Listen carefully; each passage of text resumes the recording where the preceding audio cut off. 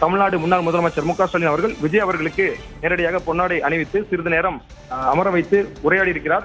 இந்த சந்திப்பை பொறுத்தவரை இதற்கு முன்பாக பல்வேறு நிகழ்ச்சிகள்ல திரைத்துறையினுடைய உச்ச நட்சத்திரமாக இருந்த பொழுது விஜய் அவர்கள் நேரடியாக பல்வேறு நிகழ்ச்சிகளில் தமிழ்நாட்டு முன்னாள் முதலமைச்சர் மு.க. ஸ்டாலினை சந்தித்திருக்கிறார். கட்சி ஆரம்பித்து கிட்டத்தட்ட 2 ஆண்டுகள் கழித்த பின்னர் இதுவரை நேருக்கு நேர் இருவரும் சந்திப்பு நிகழ்ந்தவில்லை.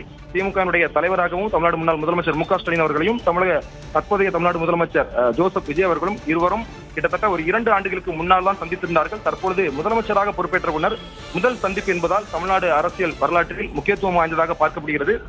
இதற்கு முன்பாக விஜய் அவர்கள் இங்கு வருவதற்கு முன்பாக சட்டமன்றத்தில் நேரடியாக எம்எல்ஏக்களாக பதவியேற்ற திமுக உறுப்பினர்கள் மு.க. ஸ்டாலின் அவர்களை நேரடியாக சந்தித்து வாழ்த்து விட்டிருந்தார்கள். அவர்கள் சிறிது ஒரு 10 நிமிடம் 15 நிமிடம் உரையாடிய பின்னர் அங்கிருந்து புறப்பட்டு சென்றவர்கள். உதயநிதி மட்டும் நேரடியாக முன்னாள் முதலமைச்சர் மு.க. ஸ்டாலினுடைய இல்லத்தில் காத்திருந்தார் விஜய் அவர்கள் வருகை தருவதற்காக.